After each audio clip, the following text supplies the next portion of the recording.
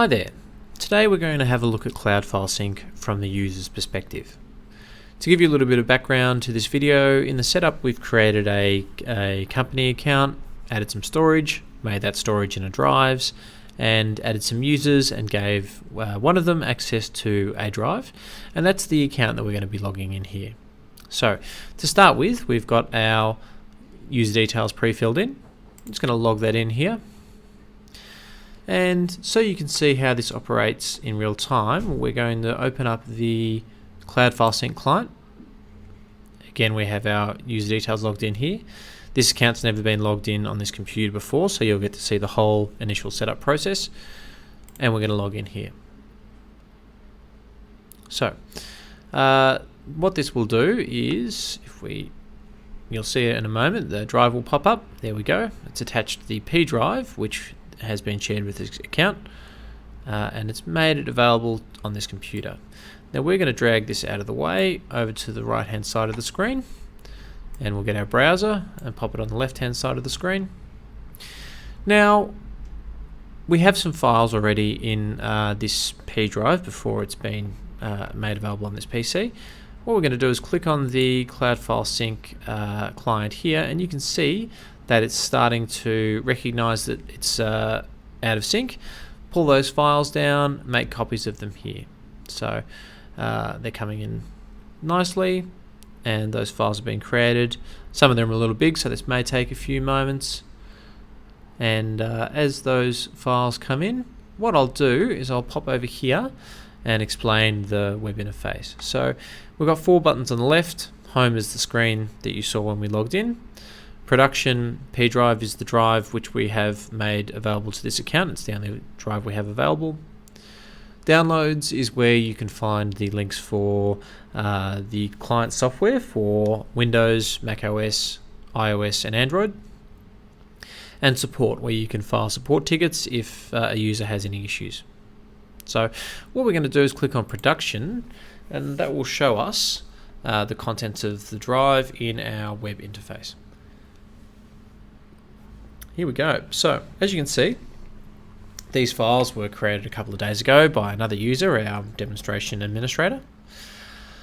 And they reflect, these are the same files as here on the right hand side.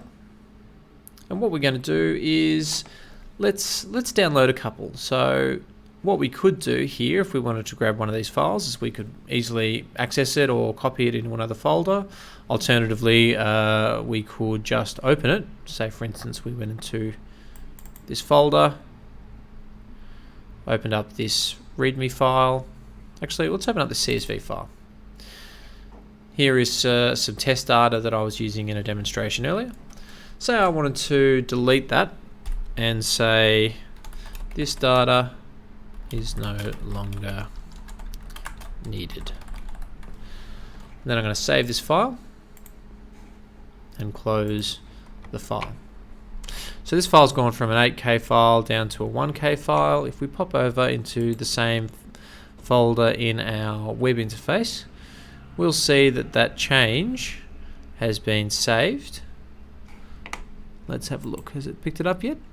There we go. So it's picked up that change to the import CSV file 10 seconds ago apparently, and it has made the change on the server. Now if I, for instance, had decided, wait, I need that data back, I'm going to come in here, I'm going to right click on the file, and I'm going to have a look at the version history. Now you can see in here we have the current version, version 2, was created by this user, by me, and it's got the details of when that change was and the size of the file for our auditability. And I want to go back to the version that was created by the demonstration administrator, and I want to recover that. So I'm going to click on restore. And yes, I do want to restore it. That is now getting restored on the server. The restoration request was successful. And now if we have a look on our client, it's picked up 3 seconds ago the restoration request, and if we open that file, our original data is back. So say also that we wanted to we could very easily manipulate these files here by copying them or whatever, but if we had to access these files directly by the File Explorer interface, say when we were on a client's computer or being a road warrior and we didn't have access to our normal client, what we would do is we can say we wanted to download all of these EULA files. We would tick all the appropriate boxes, come up here, we have a download selected box. We'll say yes, we want to download those, and they get added to a download queue here at the top of the screen. So those files are now being retrieved from the server, streamed to us via the web browser, and as the tick box shows up here on the right, they will start downloading here at the bottom of the screen.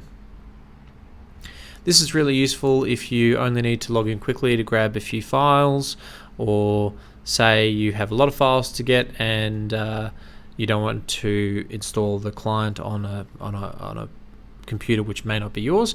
This is a very easy way that your users can get access to their files. Anyway. Okay, so all those downloads have now finished and we've got all of these across the bottom. I'm just going to dismiss this. And what we can also do is we can move files around. So say we wanted to move these 3 files, we tick them all. And we're going to move them down to the root folder. Here's the files that we've chosen. I'm going to click on our, there we go. Sorry, I clicked the wrong thing. I'm going to click on our P drive to go back to the root folder, my bad, and click on move here. And those files, you will see the refresh will start here, those files will disappear. And as the change has gone through, you can see it reflected on the drive on the right within about 3 to 4 seconds. Say we wanted to also, let's upload some files. So we have here a file upload button that we can use to choose some files from somewhere on our computer. So I want some nice little files to illustrate how this works. So go into our example file folder. I'm going to grab these 5 files and I'm going to click on open. They will get added to our upload queue at the bottom here. As you can see, those files are getting uploaded via our web browser, and then they will be passed through our layers of security to the server. And once they are there, we will be able to see, if we pop on the client over here and scroll up to the top, that they will be recognized and downloaded as soon as they're available on the server. So we can see the green tick on the left here has indicated that that file has now reached the server. And here we go. That has started, it's already finished being downloaded and has been placed into this directory. We've got a WinRAR archive which is uploaded. It's picked up that activity and it's plonked that straight away in the folder. So you can see here we've got really quick file synchronization, and these files are being synced from a server which is sitting in our own premises and no one else has access to. So let's show you a little bit more of this functionality in the web interface. So say we wanted to delete some of these files. I don't want, after all of that, I don't want these old demonstration administrator files here. So we're going to tick on them and send them to the bin. And those files will get deleted. There they go. So that they're actually recognized and gone from our local folder before the web browser even showed us what we needed to see. So, and with those files deleted now, what we're going to do is we're going to try and recover those. So we're going to click on Show Deleted Files, and it's going to show us all the files that have been deleted previously in this folder. Here we can see the 4 that we just deleted. I've decided I actually really needed that README file. So I'm going to right click on it and I'm going to restore it. And I'm going to restore it from its last version. If we wanted a specific version, we could have gone into its version history that we showed you before and picked out a specific version, but I just want the latest one back. So you can see the file is back. The file is back in our folder here and everybody's happy. So we don't need to do anything else with deleted files, so we're going to hide those, and we're going to, let's just click refresh, and we're going back to our root folder here.